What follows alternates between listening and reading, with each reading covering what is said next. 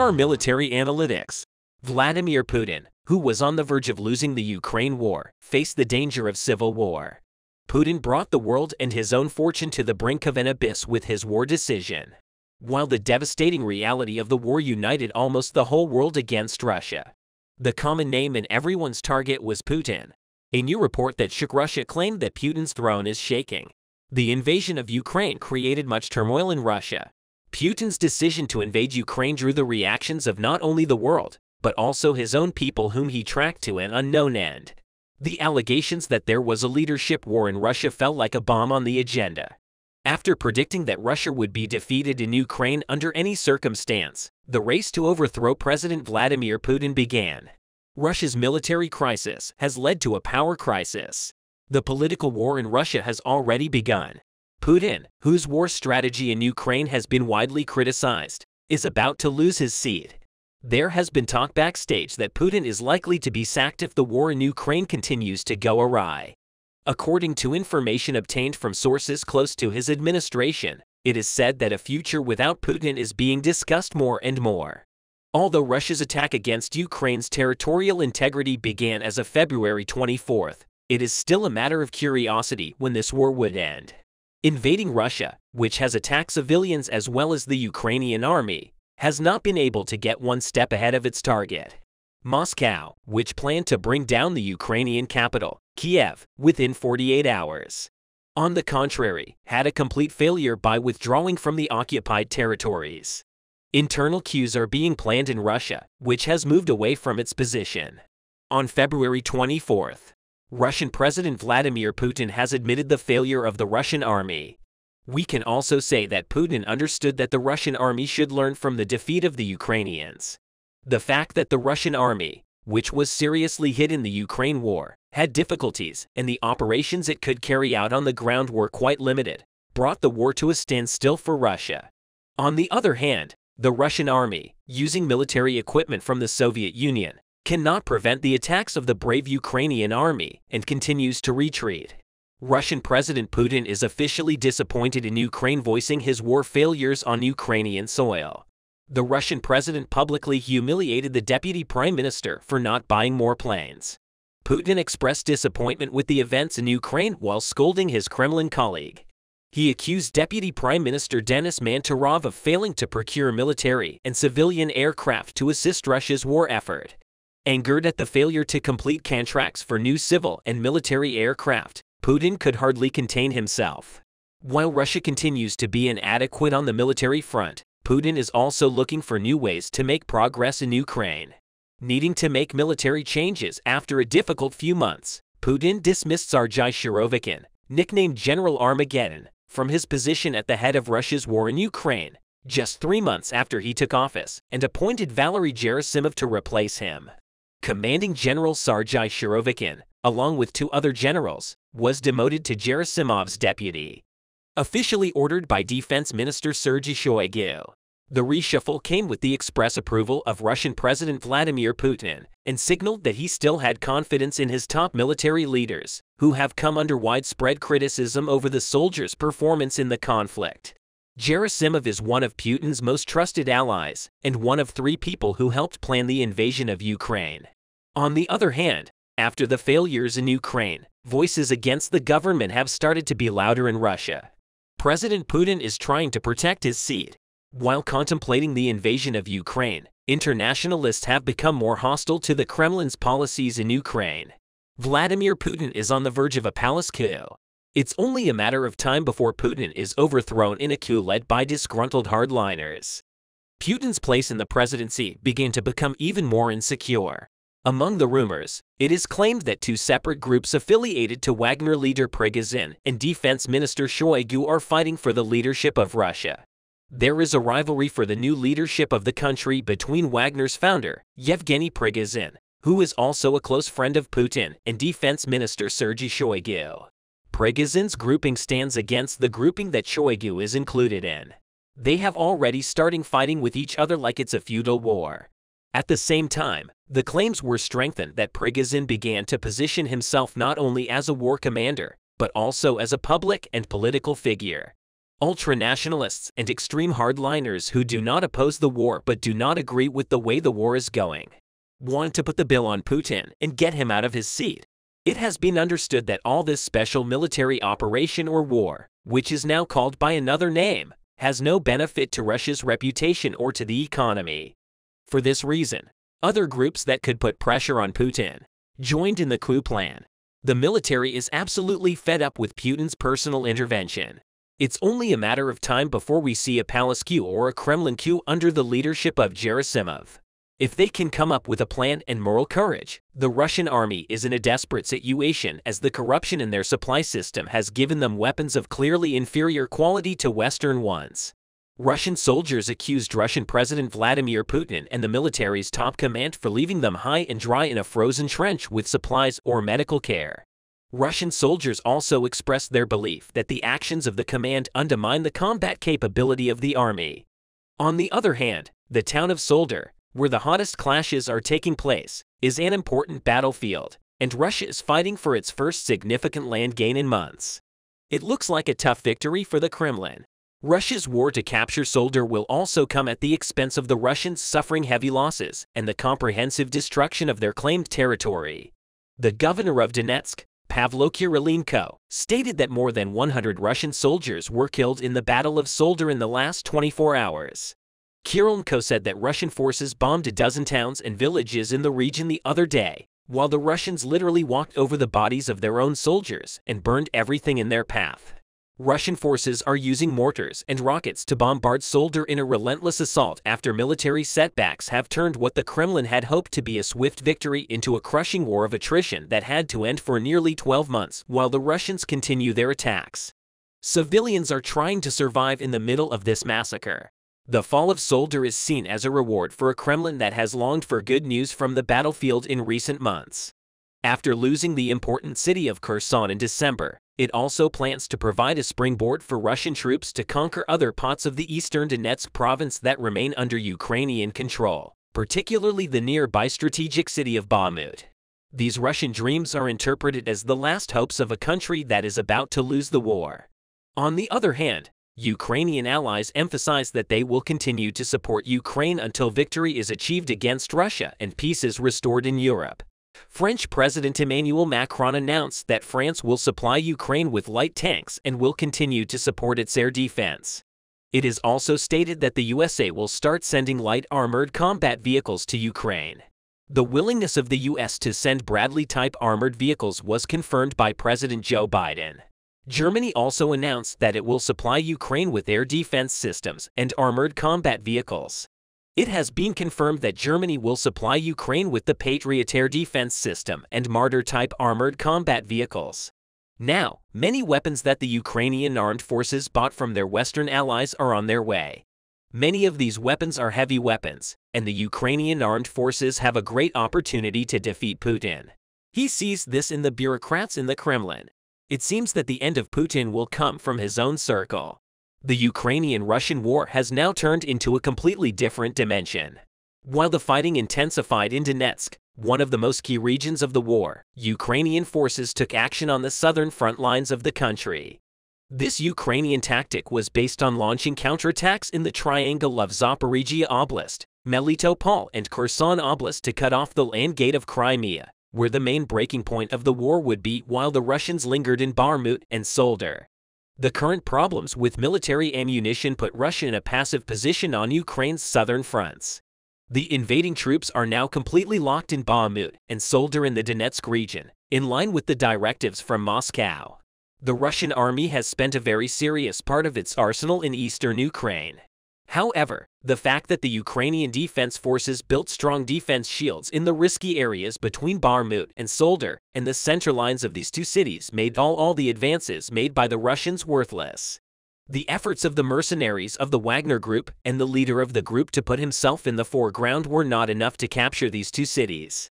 Yes, at the moment, Russia's attacks on the Ukrainian eastern fronts have increased noticeably. But as long as there is no gain, these attacks don't make much sense either. In the past few days, the only success the Russian army has had on these front lines has been to force Ukrainian forces out of the salt mine areas towards the center of Solder. What about the southern front lines? As we mentioned at the beginning of the video, Russia's focus on the eastern regions of Ukraine caused the preparations for attacks on strategic fronts of the war, such as Zaporizhia, Kherson, and Melitopol, to be underestimated. Actions by Ukrainian partisan groups, especially in Melitopol and Zaporizhia, provided important intelligence data to the Kiev forces. In addition, the reconnaissance and target determination steps of the Ukrainian forces on the southern fronts during the conflict in Donetsk were the harbinger of future attacks. Kiev pressed the button for military action, and Ukrainian soldiers within the prepared plans advanced into the depths of Zaporizhia and launched simultaneous offensive operations in the south of the country. The Ukrainian Air Force carried out a total of 20 attacks in the last 24 hours in the Zaporizhia region as a result of these attacks, which also included cities such as Huliipol and Orikhiv. 3 Russian ammunition depots and military ammunition clusters were blown up. 5 out of 20 airstrikes carried out by the Ukrainian Air Force in Zaporizhia were directed against the Russian air defense missile system positions.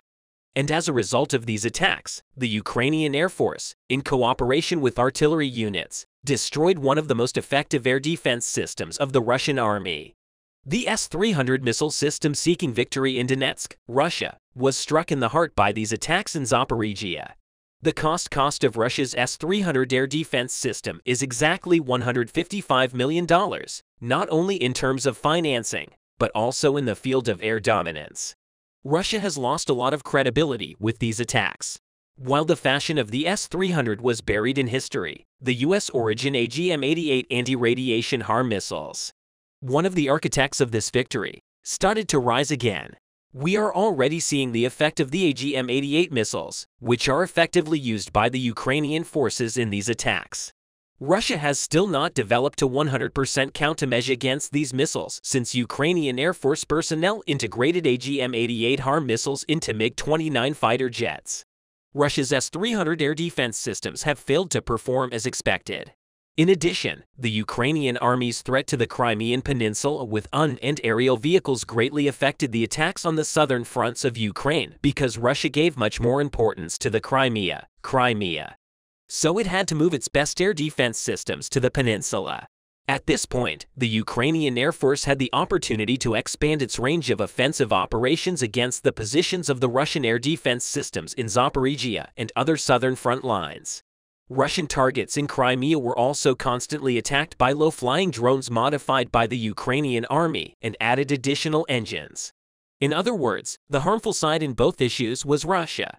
In fact, if we look at the situations from a broad perspective, we can see that the Ukrainian forces did not achieve extraordinary successes, but only achieved gains for much clearer and more effective targets from a strategic point of view, compared to the Russians. As a result of this situation, the cost of casualties is reflected twice more heavily on the Russians. So did Ukraine stop after this stunning win in Zaporizhia?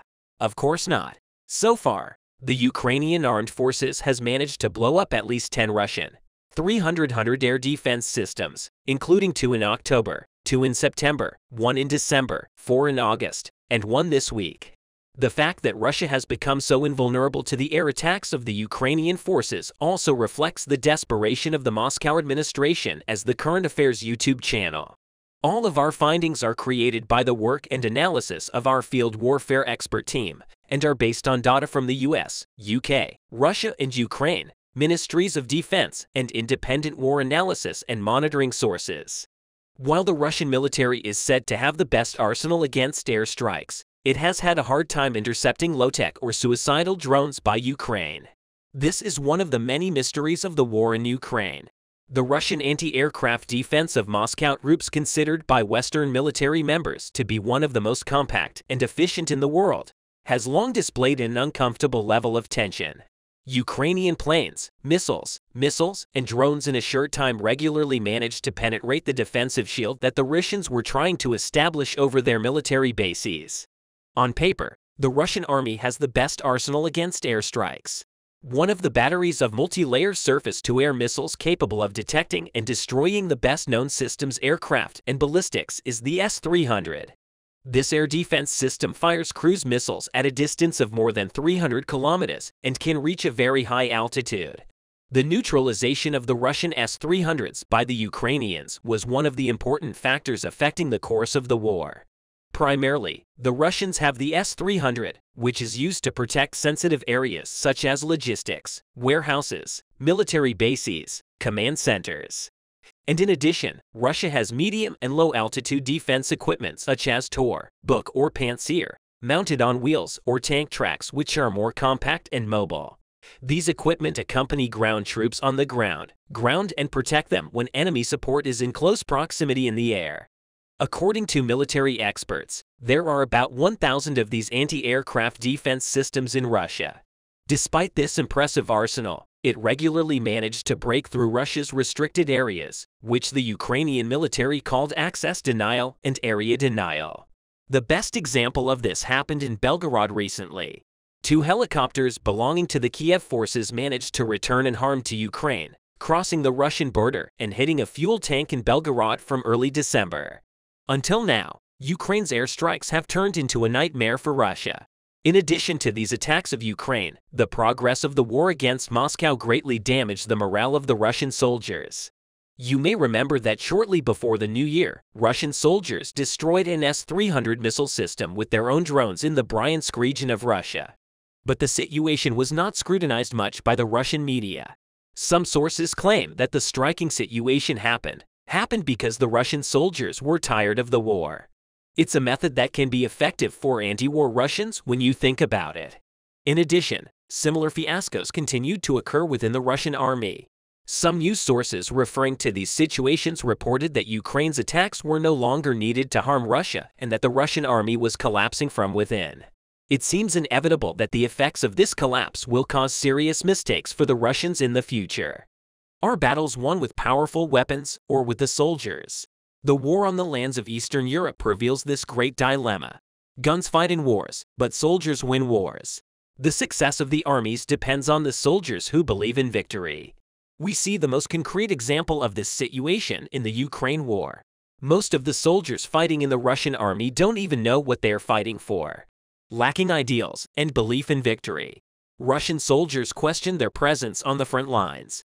As a result of these interrogations, many Russians switch sides, refusing to fight for Vladimir Putin. Especially the fact that high-ranking officers changed sides in the war gives the Russian leader a cold shower effect. Veterans of the Russian army turn their backs on Putin and his ideals. The Russian officers who have switched sides feel at ease doing what they think is right. Putin feels stabbed in the back by this move by high-ranking Russian officers and commanders. Vladislav Amosov served 15 years as an officer in the GRU of the main intelligence directorate of Russia. The Russian officer admitted that he had previously been caught up in Russian propaganda and was trained to destroy entire countries. Vladislav Amosov participated in the Second Chechen War. He said he was impressed by how people in the Muslim-majority republic in Russia's Caucasus fought hard for their freedom against Moscow's troops.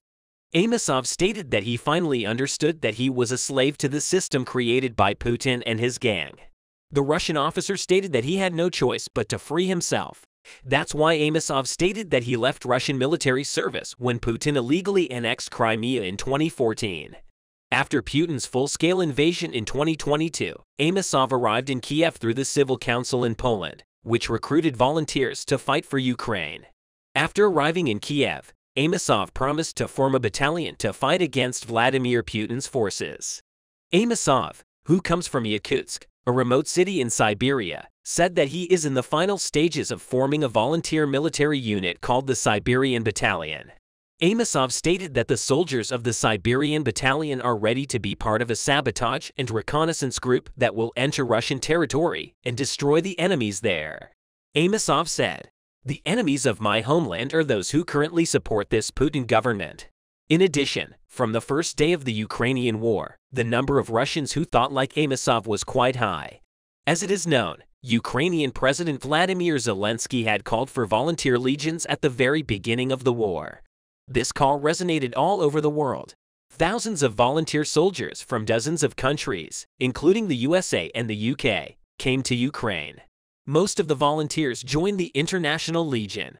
The International Legion became a military structure recognized by the Ukrainian government and integrated with the Ukrainian army. The most notable among these volunteers were the Russians. War within war broke out in Ukraine sometime after the Russian army invaded at the behest of President Vladimir Putin. More and more Russian citizens are fighting alongside the Ukrainians as Russian soldiers who wanted to prevent Vladimir Putin's aggression changed sides and joined the ranks of Ukraine. The Free Russian Legion was established in March 2022. It is believed that there were hundreds of Russian and Belarusian citizens in the Free Russia Legion. The fighters describe Putin as the enemy, even as they take up arms against their own citizens. These range from captured Russian soldiers to political dissidents who spent time bringing medical supplies to Ukrainian soldiers. Most members of the Legion keep their identities a secret due to fears for family members in Russia. The Legion uses the white and blue flag adopted by Russian anti-war protesters. The flag of the Legion resembles the official Russian flag. However, the volunteers replace the red tape with white to remove any association with a brutal regime in Moscow. Also, Ukrainian sources suggested that its founding members were Russian soldiers who fled shortly after Putin ordered the invasion on February 24. Seeing the war as a contest between the forces of darkness and light, the Ukrainian government uses Russia's division. The exact number of fighters in the organization is kept secret. However, figures in the press are mentioned as up to 4,000. Those who join the Legion are all different people. They all have different fates, but they are united for one purpose: defending Ukraine and then returning to Russia with the remaining weapons. The audacious Russians fighting for Ukraine against Vladimir Putin's forces vowed to fight tooth and nail to repel Putin's army and warn their compatriots.